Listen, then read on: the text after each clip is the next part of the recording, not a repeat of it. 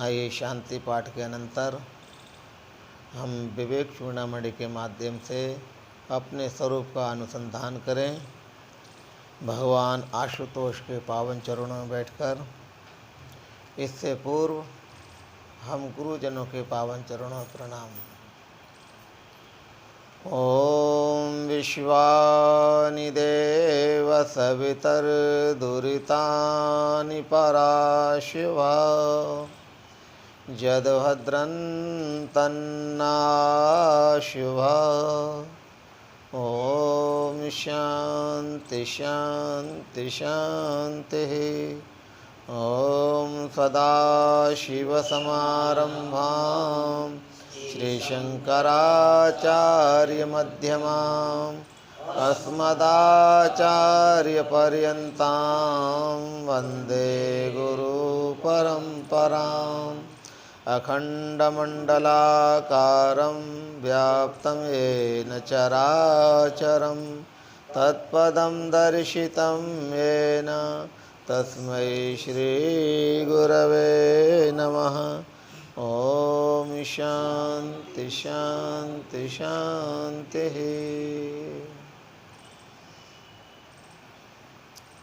ब्रह्म मुहूर्त की वेला में हम विवेक चूड़ामणि के माध्यम से स्वस्वरूप अनुसंधान, अपने स्वरूप का अनुसंधान करें।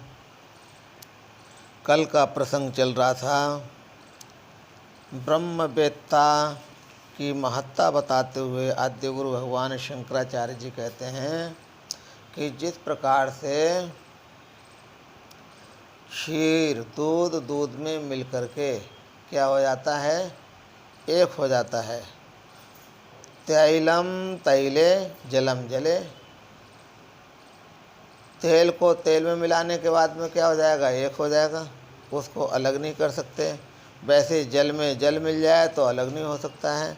ठीक इसी प्रकार से जो आत्मविद हैं, आत्मवेत्ता, चिंतन मनन निधिध्यासन करने वाले जो मुनि हैं, ब्रह्म ज्ञान के द्वारा वो ठीक इसी प्रकार से ब्रह्म में लीन हो जाते हैं। जैसे जल जल में लीन हो गया और दूध दूध में, तेल तेल में, वहाँ पर फिर भेद दृष्टि समाप्त हो जाती है।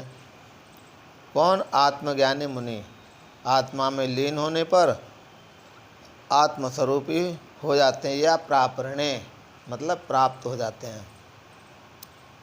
एवं ठीक इसी प्रकार से विदेह कैवल्यम सन्मात्रत्वम अखंडितम ब्रह्म भावम प्रपद्येश यतिर्न वर्तते पुनः। जब वह अखंड एक रस, अखंड अपने स्वरूप में जिसकी स्थिति हो गई, एक रस मतलब वह अपने स्वरूप का चिंतन किस रूप से करता है? अखंड मतलब अपने रूप का इस प्रकार से चिंतन करेगा कि ना तो देश के द्वारा उसका खंड हो सकता है, न किसी काल के द्वारा खंड हो सकता है, और न किसी वस्तु के द्वारा। खंड माने टुकड़े, थोड़ा इधर है थोड़ा उधर है।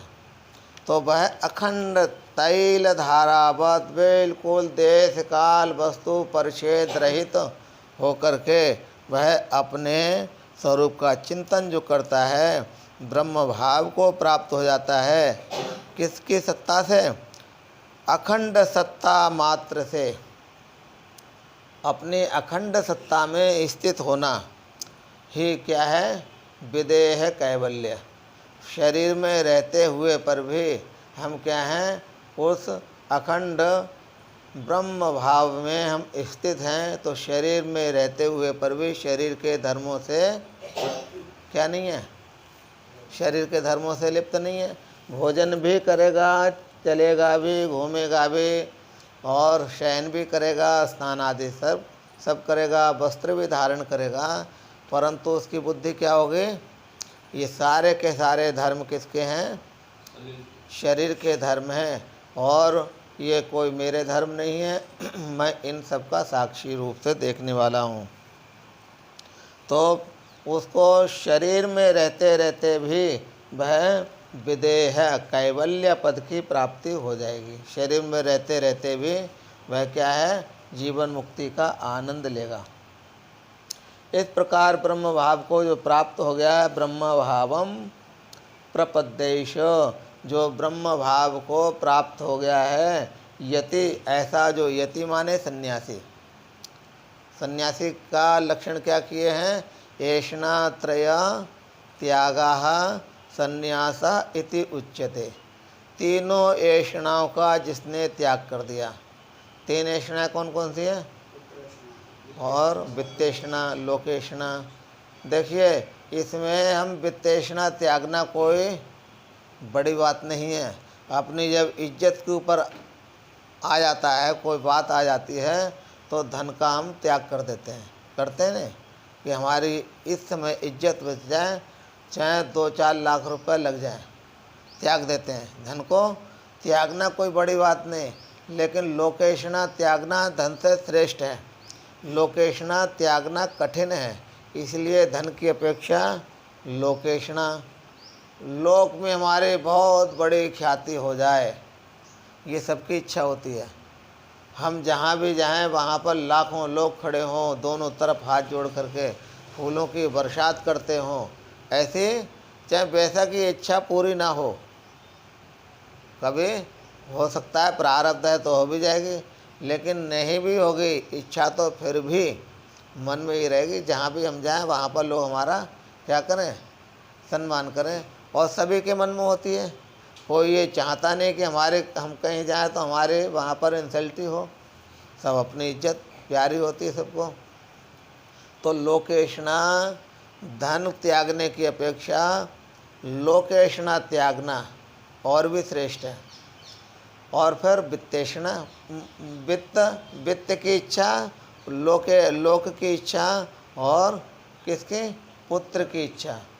पुत्र की इच्छा भी त्यागना कठिन है, क्योंकि ये इच्छाएं ऐसी हैं, गृहस्थ आश्रम में हैं तो पुत्तेषणा, कि हमको पुत्र चाहिए। पुत्र क्यों चाहिए, क्योंकि हमारे पूर्वजों को, हमारे पितरों को नरक से जो निकाल दे उसका नाम पुत्र है ना। अगर पुत्र नहीं होगा तो परलोक में गति प्राप्त नहीं होगी। गृहस्थ के जीवन में, गृहस्थ के लिए पुत्र की आवश्यकता इसीलिए है कि वह हमारे पूर्वजों के लिए कर्म करके क्या करता है, नरक से निकाल करके सद्गति प्राप्त कराने वाला होता है पुत्र। इसलिए पुण्य नामक नरक होता है, उस नरक से जो पार करते हैं उसका नाम है पुत्र। त्रय रक्षणे, पुण्य तो पुण्य नामक जो नरक है उससे जो त्राण, त्रय रक्षणे, रक्षा जो करे उसका नाम है पुत्र। पुत्र में ये अंतर है। तो हमारे आजकल कितने पुत्र हैं, पुत्र भी 3 प्रकार के होते हैं। एक तो पुत्र है, पुत्र का अर्थ है जो अपने पूर्वजों को नरक से निकाल दे, उसका नाम पुत्र है। और जो अपने पूर्वजों की संपत्ति माने कीर्ति, यश को धूल में मिला दे, उसका नाम क्या है, कुपुत्र, वो कुपुत्र है।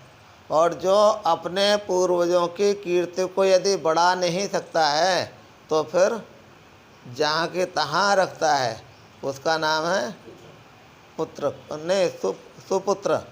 जो बढ़ाए उसका नाम है सुपुत्र, और जो धूल में मिला दे वो कुपुत्र, और जो कीर्ति को जहाँ की तहाँ रखे, अपने पूर्वजों को उद्धार कर दे, उसका नाम है पुत्र।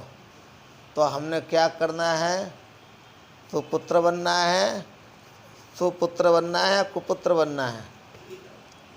हमने अपने पूर्वजों की कीर्ति को बढ़ाते हुए और उनको उद्धार करना है, इसी का नाम है सुपुत्र। तो इस प्रकार से पुत्र की इच्छा हर गृहस्थ के मन में होती है। तो पुत्तेषणा भी जिसने त्याग दे, अब महात्मा बन गए। महात्मा बनने के बाद में क्या इच्छा जागरूक हो जाती है, पुत्र तो होगा नहीं, होगा पुत्र नहीं होगा तो क्या होगा, अब शिष्येषणा जागरूक हो गई। कि हमारे इतने शिष्य हो जाएं, इतने जो है शिष्य हमारे सामने हो, तो शिष्य भी पुत्र के समान ही होता है। इसलिए सन्यासी के लिए भी क्या है, उसने शिष्य ऐषणा त्याग कर दिया, उसने धन की ऐषणा त्याग कर दिया, और उसने किसकी, लोक ऐषणा की। जो भी है इस शरीर को सम्मान प्राप्त होगा, इस शरीर का कोई अपमान करेगा, ना तो हमारा कोई सम्मान कर सकता है ना कोई अपमान कर सकता है। तो ऐसा जो मुनि है, ब्रह्म भाव को जो प्राप्त हो गया है, वो ना वर्तते पुनः। फिर उसका यति का, यति विशेषण है। यति माने सन्यासी। सन्यासी माने कौन है, जिसने सारी ऐषणाओं का त्याग कर दिया। तो वह गृहस्थ भी हो सकता है और गैरिक वस्त्रधारी भी हो सकता है। यति का अर्थ मतलब सिर्फ गैरिक वस्त्रधारी ने, ऐषणा, तीनों ऐषणाओं को जिसने त्याग किया वो यति है। तो कोई भी हो सकता है, लेकिन सहज में सामान्य गृहस्थ को ये तीनों ऐषणाओं का त्याग करना बहुत कठिन हो जाता है, नहीं त्याग पाता। और जो गैरिक वस्त्रधारी है वो ज़बरदस्ती, अगर वो चाहता भी है तीनों मिल जाएं, तब भी वो सारी इच्छाएं उसकी पूर्ति नहीं होती हैं। तो शीघ्र, अतिशीघ्र वो वैराग्य के मार्ग पर चल पड़ता है, चिंतन मनन निधिध्यासन करते हुए कि ये तो सारा का सारा नश्वर है। उसमें निमित्त क्या बना, इच्छाओं की पूर्ति नहीं होना। ये अनुभव सिद्ध है कि यदि जो है, कभी तो महात्मा लोग क्या करते हैं, नंगे पग चलते हैं, और कभी राजाओं की तरह वो प्लेनों में घूमते हैं। तो प्लेनों में घूमने से क्या होता है, तो अहंकार पड़ जाता है कि हम इतने बड़े हैं, नीचे हमें कुछ दिखाई नहीं पड़ता, हम बहुत बड़े हैं। लेकिन फिर प्रकृति उनको एक झटके में ही कहाँ ले आती है, रोड पर ले आती है, वो अहंकार पूरा नष्ट कर दिया। तो इस तरीके से सारा अनुभव गम्य होने के बाद में जो वैराग्य होता है वह दृढ़ वैराग्य होता है। इसलिए जो सन्यासी गैरिक वस्त्रधारी जो त्याग करेंगे, वो कैसा त्याग होगा, कैसा वैराग्य होगा। सन्यासी के लिए वैराग्य कैसा होगा, दृढ़ वैराग्य होगा। बाकी सामान्य के जीवन में दृढ़ वैराग्य नहीं आता है, कुछ समय के लिए वैराग्य जागरूक होता है, जिसको कहते हैं क्षणिक वैराग्य। स्वामी जी, जो स्वर्ग नरक की बात है, तो मानो व्यक्ति स्वर्ग में है, तो उसका पुत्र यहाँ पृथ्वी पर कुछ करेगा, दान पुण्य या श्राद्ध पक्ष में कुछ करेगा, तो स्वर्ग में भी पहुँचता है। हाँ बिल्कुल पहुँचेगा। स्वर्ग में मान ला यदि आपके पितृदेव बन गए हैं, स्वर्ग में तो कुछ जरूर है नहीं उसको। क्यों जरूरत नहीं है, वहाँ तो भूख की सामर्थ्य नहीं, लेकिन स्वर्ग में भी यदि पितृलोक में हमारे पूर्वज हैं तब तो ज़रूरत है। तो कैसे कह सकते हैं कि स्वर्ग में ही है, पितृलोक भी तो स्वर्ग में आता है। पितृलोक किस में आएगा, स्वर्ग में आता है। स्वर्ग में जाएगा ऐसा बात है। वो एक अतिथि धाम बना